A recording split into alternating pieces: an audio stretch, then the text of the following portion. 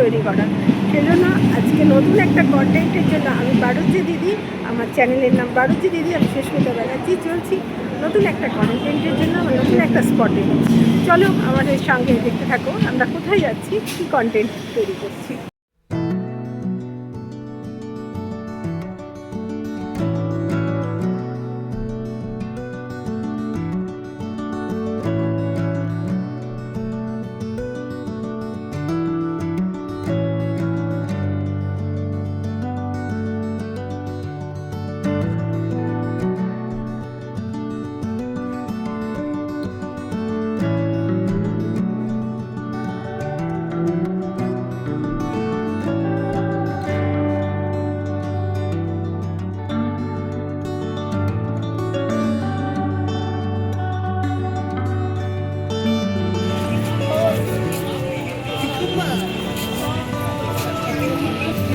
আমরা চলে এসেছি বাগবাজার ঘাটে।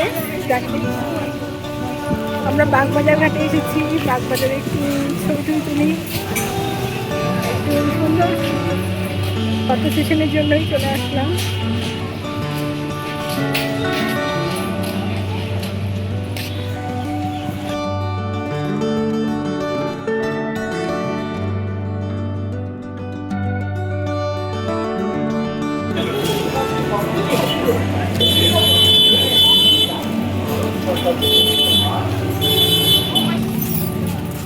আমরা যেহেতু বাজারঘাটে যাবো তাই ওই বাইরে যাবে না, তাই এটা দিয়ে হ্যাঁ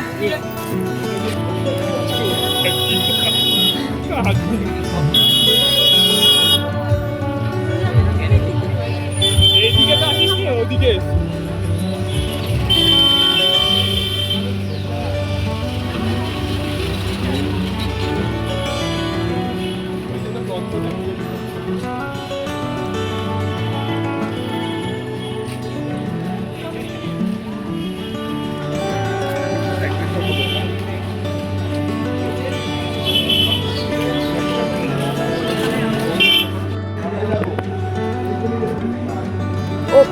পরের কাউন্টার থেকে ওখানে বলার সঙ্গে সঙ্গে ওরা করে দিল পরের কাউন্টারে টিকিট কাটার। সেখানে আসলাম, এসে টিকিট কাটলাম, 9 টাকা করে টিকিট নিল, তিনজন 27 টাকা, 27 টাকা দিয়ে এখন আমরা যাবো বাধাঘাটে। এখন আমরা যাবো বাধাঘাটে, চলো আমাদের সাথে। এখন আমরা এখানে লঞ্চের জন্য দাঁড়িয়ে থাকবো।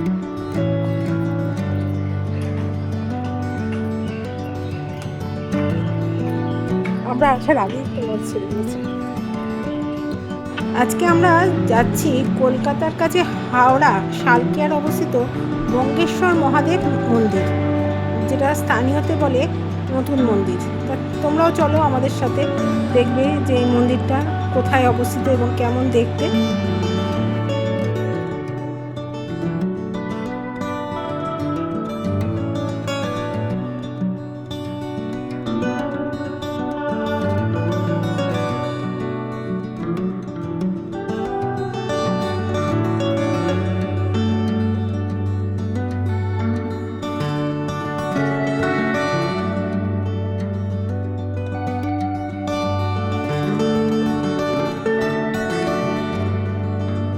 মন্দিরটা শেঠ বংশীধর জালান স্মৃতি মন্দির। এটা 2015 সালের তদানীন্তন রাষ্ট্রপতি প্রণব মুখার্জি এই মন্দিরটা উদ্ঘাটন করে। আর মন্দির খোলার সময় হচ্ছে সকাল 5টা থেকে দুপুর 12টা, আর বিকেল 4টে থেকে রাত 8টা পর্যন্ত। পূর্ণিমা উপলক্ষে এখানে পুজো চলছিল, সে সময় এসেছিলাম।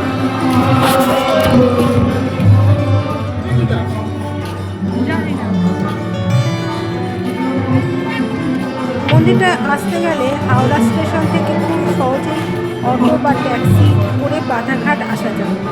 আর কলকাতা থেকে বাগবাজার বা আমিনিয়াঘাট থেকে ফেরি পার হয়ে পৌঁছানোর সুবিধাজনক। আমরাও ঠিক সেভাবেই এসেছি, যে আমরা ফেরিঘাট পার হয়েই এই মন্দিরে চলে এসেছি। আর পূর্ণিমা উপলক্ষে মন্দিরে পুজো চলছিল, আমরা সেটা দেখলাম, তোমাদের সঙ্গে সেটা শেয়ার করলাম। দেখো মন্দিরটা কত সুন্দর, অপূর্ব দৃশ্য। আর দিকে ঠিক 4:30-র সময় হঠাৎ মন্দিরের শিবের মাথার উপর থেকে গঙ্গা জল মন্দিরের চারপাশে ছড়িয়ে পড়লো। আমরা প্রত্যেকেই গেলাম, গঙ্গার জল মাথায় নিলাম।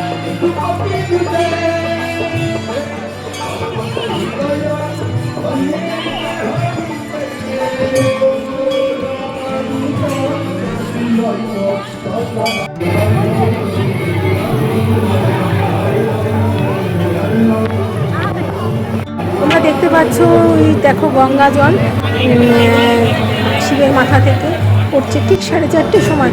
এখন এটা জোয়ারের জন্য জল পড়ছে না, রোজই 4:30 জল পড়ে, আমি ঠিক বলতে পারবো না। কিন্তু আমি আজকে যখন উপস্থিত ছিলাম মন্দিরে, তখন শিবের মাথা থেকে গঙ্গা জল পড়ছে। দেখো, প্রথমে আমার ছেলে মেয়ে দুজনেই গঙ্গা জল মাথায় নেয় এবং আমিও নিই। তারপরেই চলে আসি যে 12টা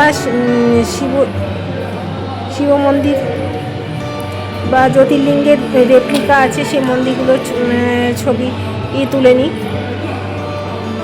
এখানে সোমনাথ মন্দির 12টা জ্যোতির্লিঙ্গ আছে। সোমনাথ, মহাকালেশ্বর মন্দির,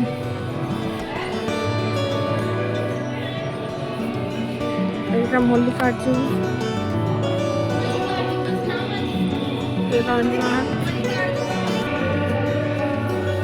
ত্রম্বকেশ্বর জ্যোতির্লিঙ্গ, বৈদ্যনাথ,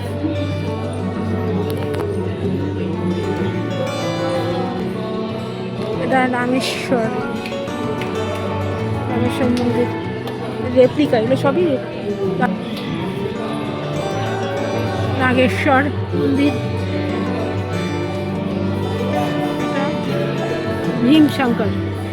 ভীমশঙ্কর মন্দির,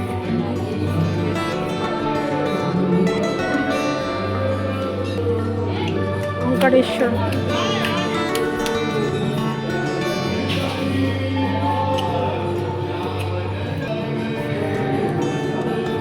বিশ্বনাথ, কাশী বিশ্বনাথ,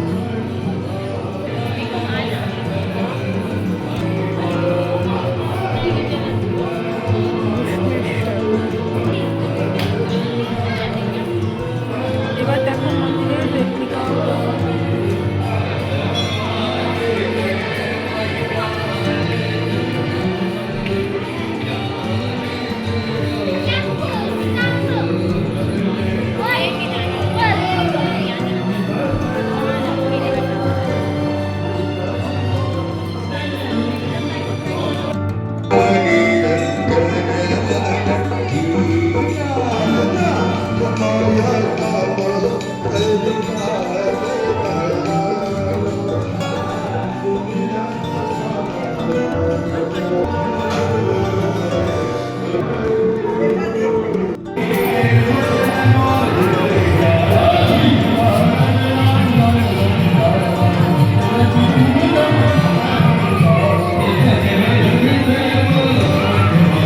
এবার মূল মন্দিরটাকে একটা পাক দিয়ে আমরা ঘুরে নিয়ে আমরা চলে আসছি মূল মন্দিরে বসবো বলে কিছুক্ষণ, এবং সেখানে একটু নাম কীর্তন শুনবো বলে আমরা মন্দিরটাকে একটু পাক দিয়ে ঘুরে নিলাম।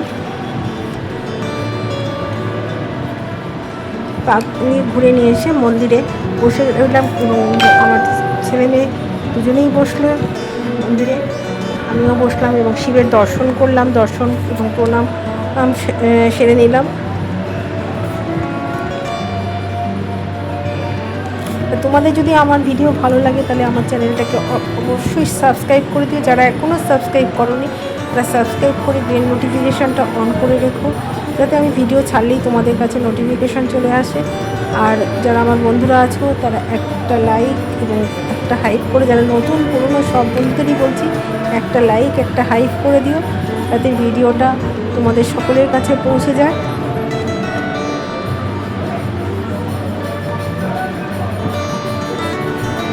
এবারই দেখো মন্দিরটা, মন্দিরের শিব মূর্তিটাকে দর্শন এবং প্রণাম করলাম।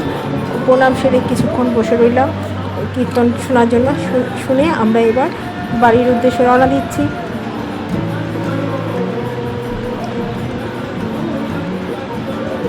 বাড়ির উদ্দেশ্যে রওনা দেবো না, এরপরে আমরা যাবো ভূতনাথ আর মোটাশি। কিন্তু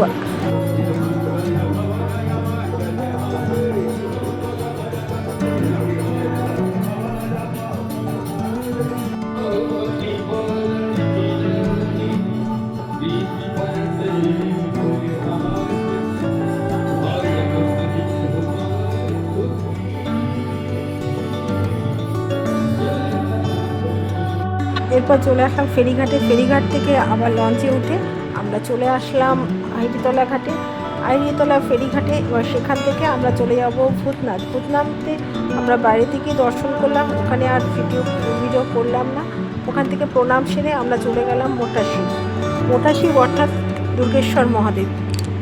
দুর্গেশ্বর মহাদেব দর্শন করে আমরা বাড়ি ফিরে আসলাম। তাহলে ভিডিওটা এখানেই শেষ করছি। টাটা, বাই বাই, আবার দেখা হবে অন্য কোনো ব্লগে।